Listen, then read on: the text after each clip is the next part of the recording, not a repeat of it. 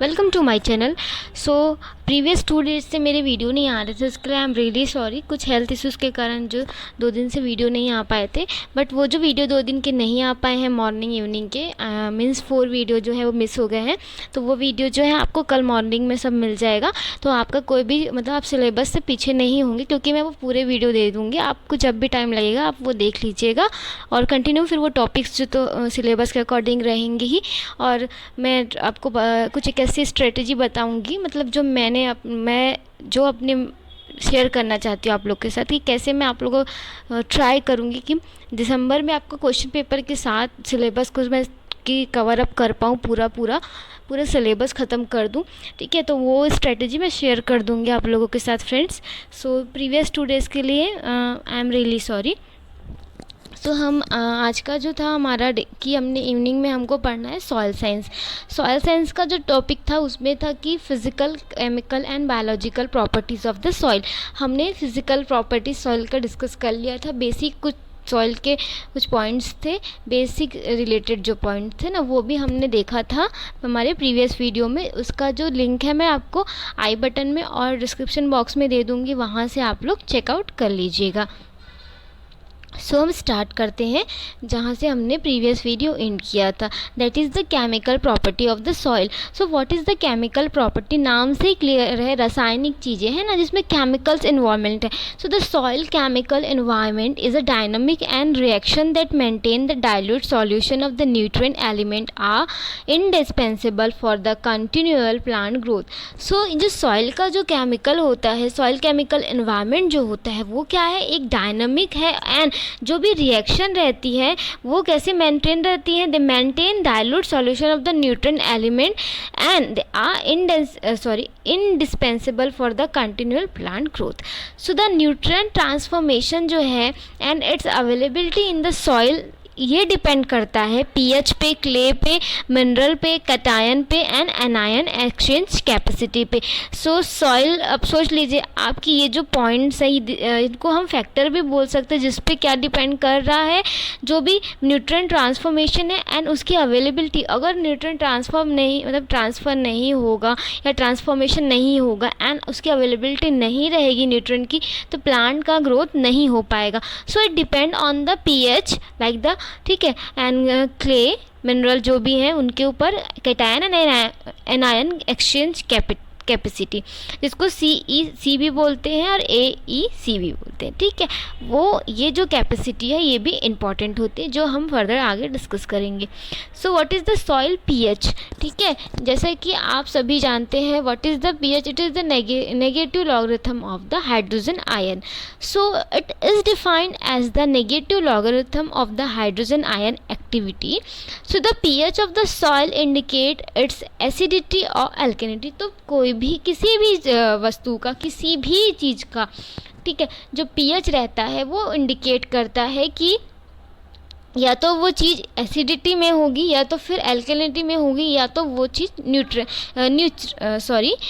होगी। तो ये जो पीएच है ये इंडिकेट करता है पर किसी भी चीज़ की क्या एल्कलिनिटी, या तो फिर एसिडिटी, या फिर उसके न्यूट्रलिटी। सो जो यहाँ पर सॉइल है उसका भी पीएच क्या इंडिकेट कर रहा है कि सॉइल कितनी एसिडिक सॉइल है और ये एल्केलाइन सॉइल है। तो ये हमको पीएच से पता चलेगा कि वो एसिडिक है या एल्केलाइन सॉइल है। So it influence the nutrient availability, soil physical condition and plant growth. Because बहुत ज़्यादा एसिडिक कंडीशन में भी सॉइल ग्रोथ नहीं हो पाता है, एंड बहुत ज़्यादा एल्केलाइन कंडीशन है या सोडिक कंडीशन है तो भी सॉइल का ग्रोथ नहीं होता है। सो इस तरह से ये न्यूट्रिएंट की अवेलेबिलिटी को भी अफेक्ट कर रहा है, प्लांट का ग्रोथ भी अफेक्ट हो रहा है, और सॉइल का जो फिजिकल हेल्थ है वो भी अफेक्ट होगा। इट मीन्स अगर हम ऐसे इसको समझ सकते हैं, हमको बहुत एक्सेस मात्रा में कोई खाना मिल रहा है, बहुत ज़्यादा हमने रोटी खा लिया, तो वो भी हमारे लिए हेल्थ के लिए अच्छा नहीं है। ठीक है, it is also harmful for our health. Just like that plant में भी अगर बहुत ज़्यादा एसिडिक कंडीशन हो जाएगा तो जो भी हेल्थ है प्लांट का या सॉइल का जो फिज़िकल कंडीशन है वो ख़राब हो जाएगा। ठीक, so pH influence rate of the nutrient release through its influence on the decomposition, cation exchange capacity and solubility of the material. So ये जो पीएच है, ठीक है, ये इन्फ्लुएंसेस ये किसको किसको इन्फ्लुएंस कर रहा है, रेट ऑफ जो न्यूट्रिएंट रिलीज होते हैं उनको, एंड उससे क्या हो रहा है, क्या मतलब जैसे ही ये पीएच है वो इन्फ्लुएंस करेगा rate of the nutrient release को, उसके through it influence on the decomposition and cation exchange capacity and material की जो सॉल्युबिलिटी है उसको भी ये इन्फ्लुएंस करेगा, यानी उसको इन्फ्लुएंस यानी उसको एक तरह से प्रभावित कर रहा है। Now soil reaction prefer different with crop. तो सॉइल रिएक्शन जो रहता है उसका जो मतलब वो क्रॉप के अकॉर्डिंग क्या होता है, डिफ़र करता है। राइस एंड टी प्रिफर होता है, जो सॉइल रिएक्शन रहता है वो अकॉर्डिंग टू क्रॉप डिफरेंट रहता है, ठीक है, वो डिफ़र करता है। क्या जो राइस एंड टी का जो क्रॉप है उनको एसिडिक सॉइल रिक्वायरमेंट होती है for the better growth development के लिए, जैसे कि आपने देख रहा है यहाँ पर लास्ट लाइन में देख सकते हैं, rice and T prefer the acidic soil reaction and most of the other crop prefer the neutral pH like 7 है ना, 7.5, लाइक इस टाइप का 6 to 7 के बीच में most of the crop. Now what is the cation exchange capacity, that is the CEC. It is very important property of the soil from the plant nutrition point of the view because the colloids or other जो mycelials have large surface area per unit weight. So जो colloids रहते हैं और जो mycelials रहते हैं they have large surface area, मतलब उनका जो सतह मतलब बोल सकते हैं हम जो सरफेस एरिया जो है, ठीक है, वो बहुत लार्ज रहता है पर यूनिट वेट के अकॉर्डिंग। सो मोस्ट क्ले जो माइसेल्स रहते हैं they have a crystalline structure while humus जो माइसेल्स रहते हैं दे आर एमोर्फस। तो जो क्या आपको यहाँ पर पता है कि बहुत सारे जो क्ले रहते हैं, ठीक है, वो क्या रहते हैं, क्रिस्टलाइन उनका स्ट्रक्चर रहता है, बट जो ह्यूमस है वो एमोर्फस रहते हैं। So this micelles contain the negative charge on their surface. तो ये जो उनका लार्ज सरफेस एरिया है पर यूनिट वेट के अकॉर्डिंग उन पर नेगेटिव चार्ज रहता है। सो ये जो negative charge on the clay micelles are due to the isomorphic substitution और ionising of the hydroxyl group and exposed carboxyl and hydroxyl group. So ये reason जो है नेगेटिव चार्ज का ये सारा होता है।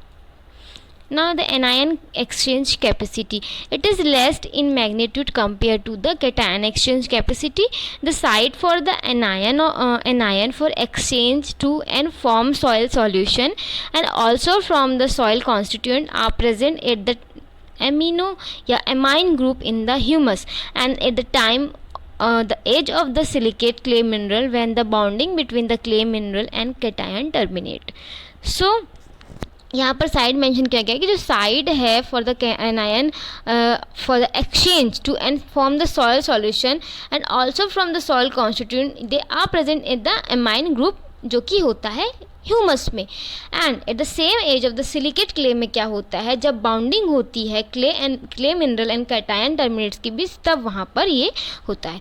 In addition release of the OH minus from the iron, that is Fe, and aluminum Al, they cause the positive charge on the clay mineral, like the similar to exchange of cation from the clay mineral and soil solution anion are also exchanged. तो ये यहाँ पर हो गया ये anion exchange capacity. Now what is the transformation? The nutrient present in the soil are subjected to physical, chemical and biological changes or transformations. ठीक है, क्योंकि ट्रांसफॉर्मेशन इंपॉर्टेंट हो जाता है as a point of view plant nutrient availability plant growth के लिए। सो यहाँ पर क्या बोला जा रहा है कि जो न्यूट्रिएंट प्रेजेंट है सॉइल में वो physical, chemical and biological change या फिर ट्रांसफॉर्मेशन से सब्जेक्टेड रहते हैं। सेवरल सब्सटेंस जो रहते हैं they are produce during the transformations which are not directly connected to the plant nutrition. Some of this may be toxic and other harmless. This transformation may either release और fix nutrient. Modification of the chemical environment. Chemical environment of the soil. The soil is modified by the addition of the organic matter, fertilizer and by